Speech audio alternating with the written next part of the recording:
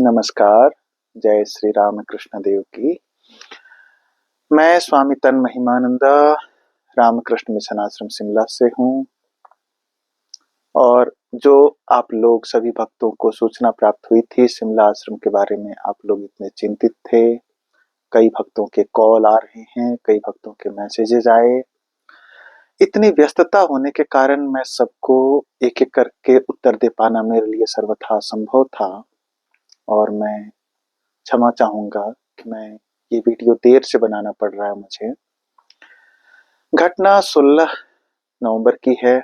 शाम को लगभग 5:15 बजे कुछ लोग भक्त बनकर के आते हैं और छोटे-छोटे ग्रुप में आते हैं। शनिवार का दिन था और उस दिन आश्रम में सुंदरकांड का पाठ होता है। उसके बाद संध्या आरती होनी होती है।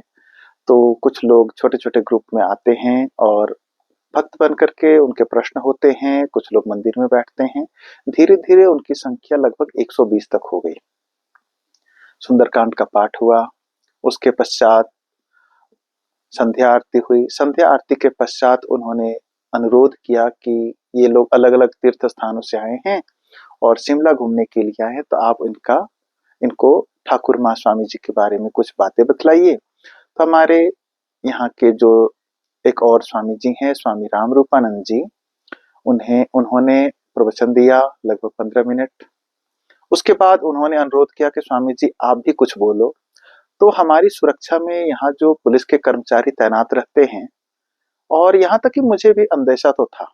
ये लोग भक्त बन के कुछ और ही लोग आए हैं, जिनकी मंशा ठीक नहीं है। फिर भी मैंने ठाकुर के आश्रम में आने के लिए, ठाकुर का घर है, ठाकुर का आश्रम है, ठाकुर संभाल लेंगे, इस विश्वास के साथ अपने पुलिस वाले को भी कहा कि इन्हें कोई रोक-टोक ना करे और भक्त बन के आए हैं, ठाकुर के पास बैठे हैं, ठाकुर संभाल लेंगे।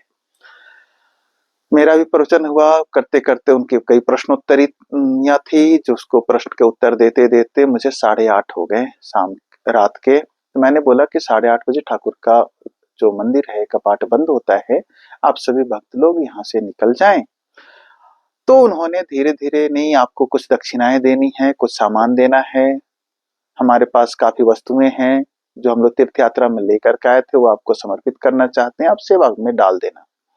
मैंने मना किया कि ठाकुर का आश्रम है, किसी चीज की आवश्यकता नहीं है, ठाकुर संभाल लेते हैं, परंतु उनका विवश जोर, तो वो मंदिर से निकलना नहीं चाह रहे थे। और जैसे 8:30 बजे के बाद लगभग 8:45 होते हैं और वो लोग अपने आप को जय ब्राह्मो कहते हुए वे बोलते हैं ये हमारा मंदिर है, रामकृष्ण मिशन आश्रम चोर है, रामकृष्ण मिशन के साधुओं को गाली गलौज करने लगे और हमें धक्के दे करके मंदिर से बाहर निकाल दिया। हमारी सुरक्षा में तैनात जो पुलिसकर्मी थे उन्होंने रोकने की कोशिश की और उन्हें बाहर निकलने का बार-बार अनुरोध भी करने लगे और साथ में उनको थोड़ा बल प्रयोग भी करने लगे कि आप निकलो, थोड़ा एग्रेसिव होकर के बोलने लगे। परंतु उनका जो व्यवहार देख करके हमें स्थानीय पुलिस थाना जो है बालूगंज स्टेशन, हमने वहां पे संपर्क किया। साथ ही सभी जहां तक हमारे संबंध थे, मैंने माननीय मुख्यमंत्री जी को भी हिमाचल के उनको संपर्क करने की कोशिश की, कुछ मंत्रियों को संपर्क किया, मुख्य सचिव को संपर्क किया, एसपी, डीसी सबको अनुरोध किया कि ऐसी-ऐसी घटना हो रही है, आप जल्दी से यहाँ आएँ। पुलिस लगभग 40 मिनट के बाद आती है और कहीं कोई विशेष अधिकारियों के द्वारा या मंत्रियों के द्वारा या मुख्यमंत्री के द्वारा कोई सहयोग नहीं प्राप्त हुआ। लगभग 40 मिनट के बाद पुलिस आती है, एसडीएम आते हैं मौके पे और उनका जो रवैया देख कर के ऐसा लग रहा था वो कुछ भी नहीं करना चाहते हैं और उनका उग्रता, उनकी आक्रोश बढ़ता जा रहा था और हमें काफ़ी धमका रहे थे। हमें मंदिर जाने से बंद कर दिया गया और अंदर के मंदिर के कैमरे इत्यादि सबको तोड़ दिए गए। हम चिंतित हो गए और हमारे पास सिर्फ 2 पुलिस वाले थे, तो हमने अपने सारे भक्तों को जो शिमला में उपस्थित थे, उन्हें अनुरोध किया कि जो भी जहाँ हैं, आज हमारे साथ ऐसी विपत्ति आ गई है और जो भक्त हैं, अगर आप आ सकते हैं आइए, सहयोग कर सकते हैं तो कीजिए।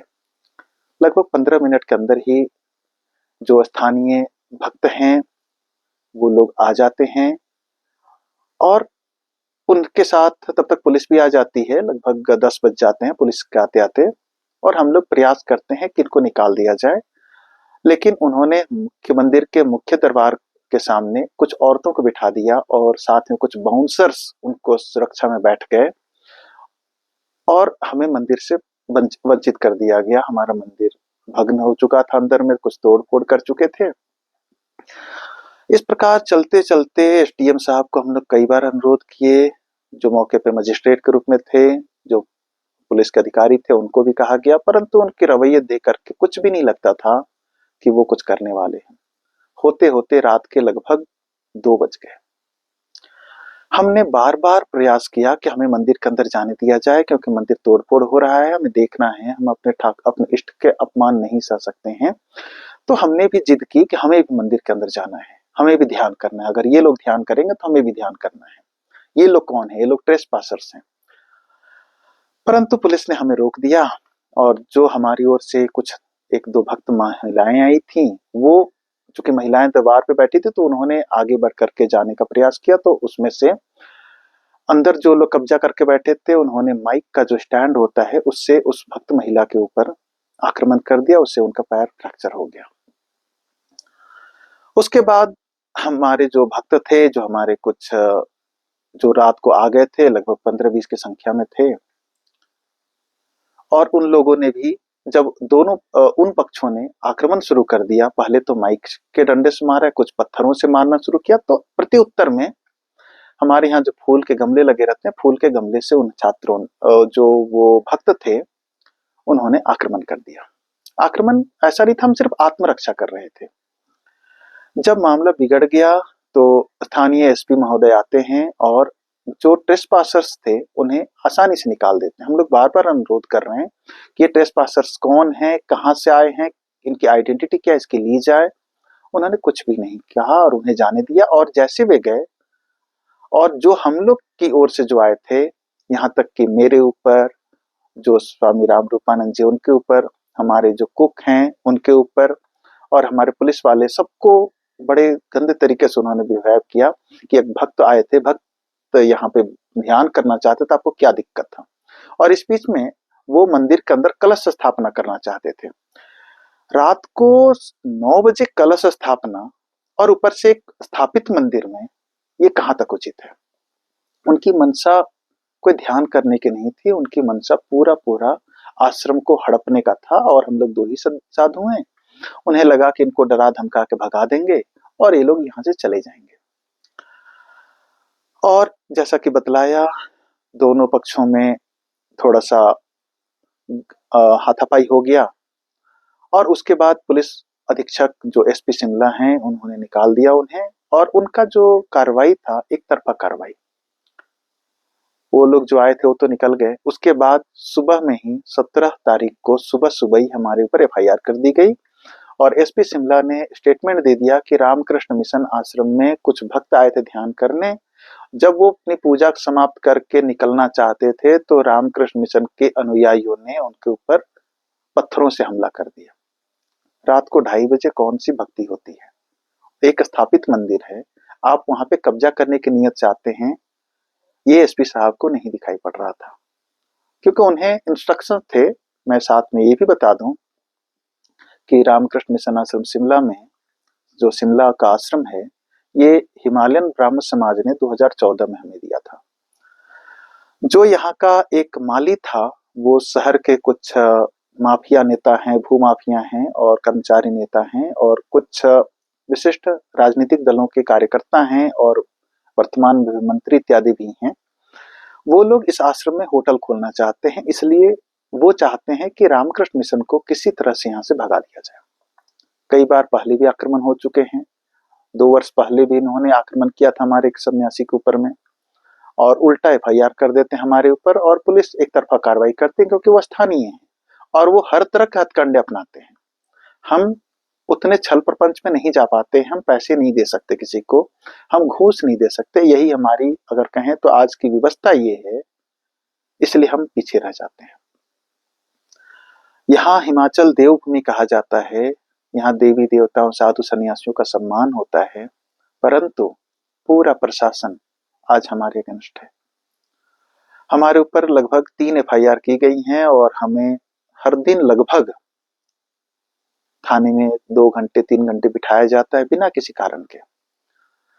हमें हमारे जो सहयोगी वकील हैं, अधिवक्ता हैं,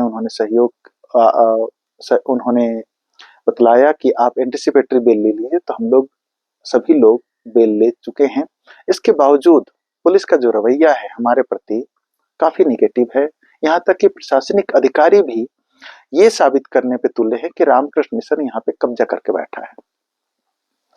और आप सभी लोग को पता है कि रामकृष्ण मिशन इस प्रकार के अनैतिक कार्यों को नहीं करता।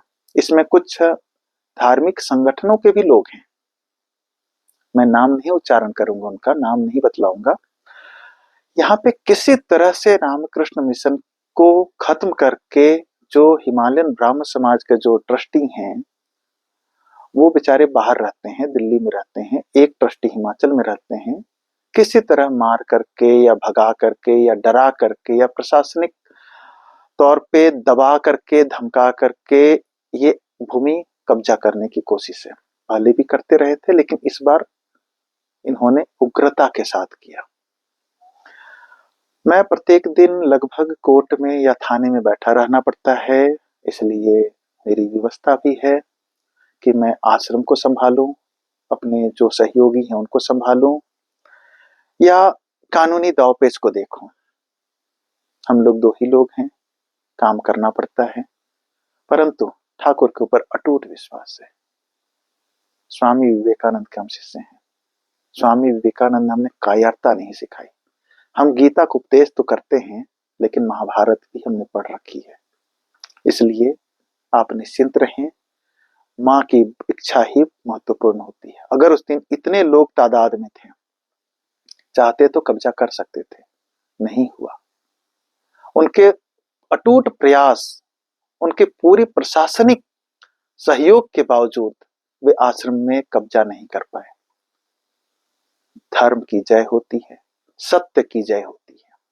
हम श्री राम कृष्ण के दास हैं और श्री राम कृष्ण के लिए कुछ भी करने को सत्य मार्ग से, हम मार्ग से विचलित नहीं होंगे, अधर्म का मार्ग नहीं अपनाएंगे। परंतु परेशानियां आई हैं, वो भी ईश्वर का ही खेल है। आप सभी भक्त, आप सबका प्रेम, आप सबका आशीर्वाद, आप सबकी प्रार्थना आज अपेक्षित है और हम निश्चय ही यहाँ पे ठाकुर का जो आश्रम है वो सुरक्षित रहेगा। निश्चिंत रहें, ठाकुर की इच्छा ही बलियसी होती है, ठाकुर की इच्छा ही पूर्ण होगी। बिल्कुल घबराया नहीं हूं, हम लोग 2 ही हैं, पूरा प्रशासन विपक्ष में है, पूरा पुलिस हमारे अगेंस्ट है, फिर भी हम अटूट हैं, अडिग हैं। हमने अपने जो सहयोगी हैं, हमारे मित्र हैं, हमारे वरिष्ठ अधिकारी जो हमारे संपर्क में हैं, उनके सहयोग से हमें अभी आश्रम में सशस्त्र पुलिस की सुरक्षा में हम हैं, ताकि इस प्रकार की जो घटना है वो दोबारा न हो। हिमाचल के राज्यपाल महामहिम शिव प्रताप शुक्ल जी के भी हम आभारी हैं। उन्होंने हमारे दुखों को समझा, उन्होंने चेतावनी भरे शब्दों में प्रशासन को, सरकार को चेताया कि रामकृष्ण मिशन जैसी संस्था के साथ छेड़छाड़ बहुत महंगा पड़ेगा। जो भी हो, ईश्वर है, ये विश्वास है। ठाकुर हैं, ठाकुर के कारण ही हम हैं। हमारा कोई व्यक्तिगत नहीं होता, हमारा आश्रम व्यक्तिगत आश्रम नहीं है, ठाकुर का आश्रम है और हम ठाकुर के हैं। आप सभी भक्त शिमला आश्रम के लिए प्रार्थना करें और जो भी होगा अच्छा ही होगा। आप सभी को सादर प्रणाम, धन्यवाद, नमस्कार।